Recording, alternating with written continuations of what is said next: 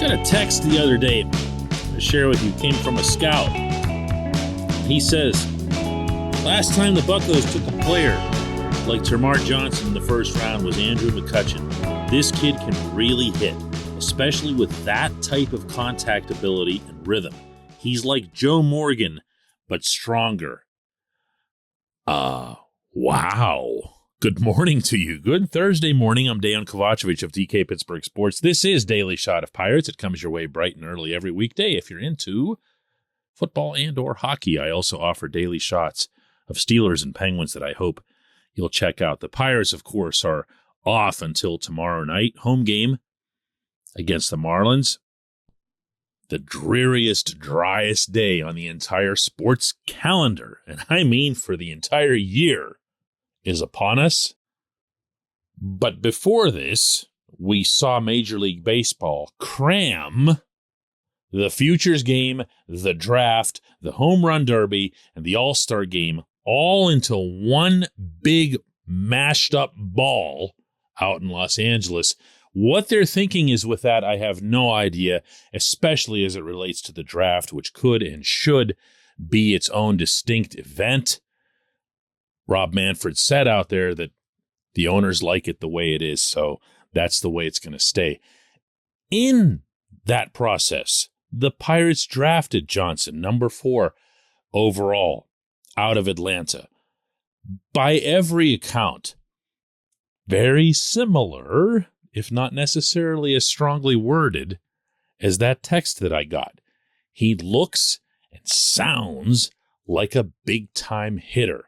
He looks and sounds like someone we should be excited about. Heck, he looks and sounds like someone who really is excited if you heard any of his interviews after being drafted the other night. They're getting the best player. They're getting the ring too. And I stand by that. And, I'm going to make sure that they know that and, we make that happen. And that's cool. That is really cool. Seems like a really good kid. I only have one thing to say about him at this stage of his career. Go easy. It's nice that they got him. It's nice that he's got potential. It's nicer still that he's a bat. This team, in the long run, is going to have to be built on bats because pitching is just way too expensive. But go easy in recognizing that even can't miss, no chance they won't make it, superstar emerging before our very eyes. No. All you have to do is look at examples just within this team. And believe it or not, they're more common than you might know. This portion of Daily Shot of Pirates is brought to you by our friends at North Shore Tavern. That's directly across Federal Street from PNC Park. It's home of Steak on a Stone, an eating experience, underscoring the word experience. The steak is brought to you partially cooked on an 800-degree stone, and you do the rest. It's a ton of fun, it's a great meal, and it's a baseball atmosphere like no other in Pittsburgh. North Shore Tavern, right across Federal Street from PNC Park. See, I don't want to talk about the next Cutch when I'm still waiting on the next Nick Gonzalez. And this isn't to be taken as anything even remotely critical of Gonzalez, but Gonzalez, when he was drafted, was almost universally assessed to be the best hitter in that class. Now, not all classes are created equal. And someone who's taken number 1 overall one year might be a legit number 9 or 10 the next, depending on the caliber of his peers. But Gonzalez was seen as just the can't-miss bat more than anything else. Didn't matter if he was going to play shortstop or second base, although most people even back then said he was going to be at second. But he hasn't been super productive. He had a decent year at times in 2021 in Greensboro, and this is not an excuse. This is a real thing. He and every other young player had to have gotten big time thrown off by the pandemic. Everyone did. We all did. But as Derek Shelton was telling me the other day in Denver, nothing's ever affected young baseball players the way that thing did and continues to, because their development, their pace of development got thrown off. And just because Gonzalez has had his ups and downs, and this year it's had everything to do with injuries in Altoona, currently it's a heel issue, no one's really talking about him anymore. And I'm going to remind everyone that it was Gonzalez and not O'Neill Cruz who was number one on the Pirates prospect list entering 2022, at least most prospect lists. That's how highly he'd been thought of. And oh, guess what? Just this past month, when Baseball America put out its top 100 list, meaning of all 30 minor league organizations, Gonzalez fell off. So, let's go easy. Let's tread lightly on the Cutch and the Joe Morgan and everything else that I've seen, heard, and read about Termarr Johnson over the past couple of days.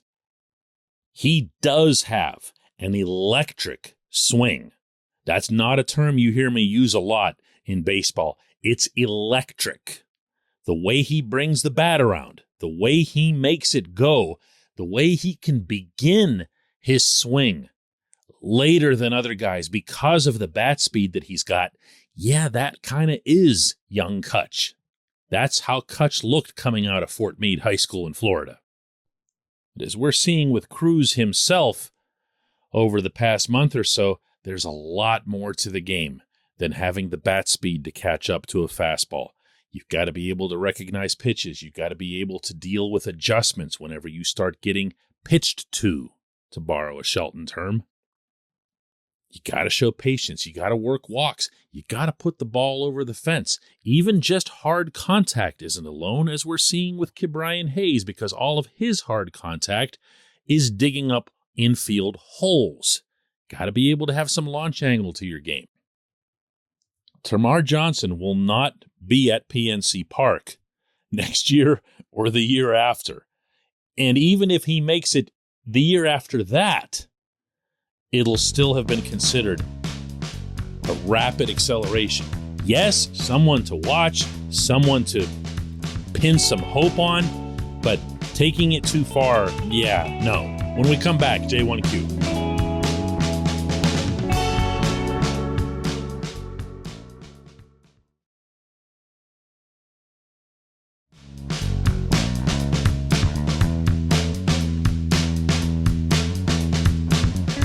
Today's J1Q comes from Jim Bergeron, who asks, DK, does Bob Nutting have friends among baseball owners, or even just a relationship of some kind? Is there any kind of ostracizing that takes place because he spends so little on payroll, like he's not one of the guys or not one of the cool kids? The Mr. Burns narratives and the various spin-offs of those narratives, they grow like additional tentacles with every passing month of his ownership tenure. On a regular basis, I receive stuff about Nutting that suggests that he's never around the team, that he's a recluse, neither of which are remotely true. He's around the team all the time. Like, he's the most visible owner in Pittsburgh by a mile. He's anything but a recluse because, well, what I just said, he's hanging around PNC Park all the time. That he's some kind of greedy monster when I've seen the man sit in the middle seat on a Southwest flight. And I don't think he was doing it for show, because who would sit in a middle seat on a Southwest flight, even for show, let alone the 2.5 hours I saw him do it from Pittsburgh to Tampa? He's cheap. The man is cheap. If you want to find other ways to say that someone's cheap, go nuts. There are kinder ways, there are meaner ways, but at least those would be accurate. He is not one to loosely spend money. And he, like his father, runs his companies in that same way.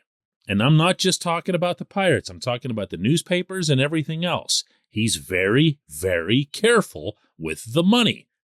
Again, call it what you want, but nobody needs to turn it into some other, all this strangeness that comes about. I'm going to answer your question, actually, Jim. I'm not avoiding it. I just wanted to throw that out there, and not even necessarily at you because you didn't do any of that. But the idea that Nutting would be shunned by the other owners or anything like that, I am aware, including in this past labor negotiation, of several different owners with whom Nutting communicated on a regular basis. I'm not going to share those names because they weren't given to me in that capacity. It was off the record.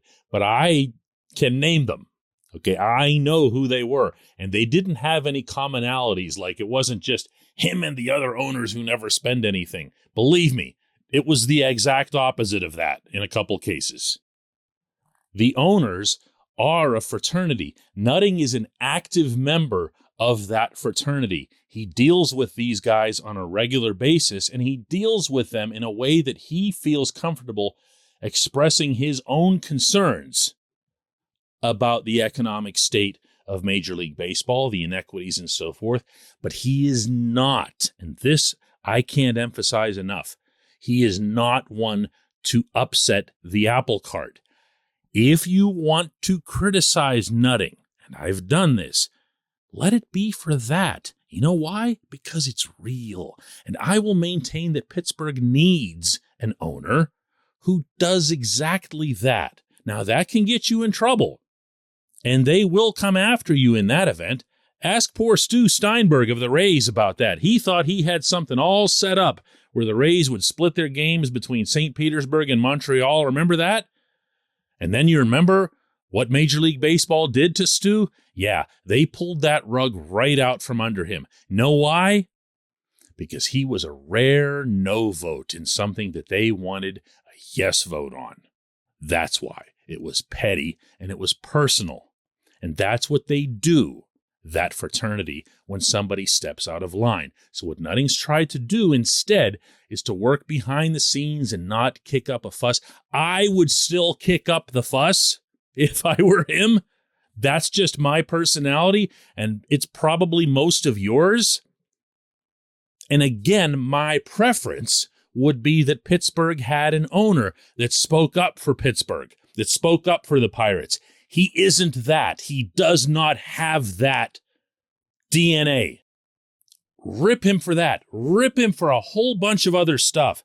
But the weirdness and the radio talk show crap that comes out about him, all that does, you have to understand, for inside the Pirates, inside 115 Federal, all that does is go in one ear and out the other because they actually know it's not true. And they know what the actual problems are. I appreciate the question. I appreciate everyone listening to Daily Shot of Pirates. We'll do another one of these tomorrow.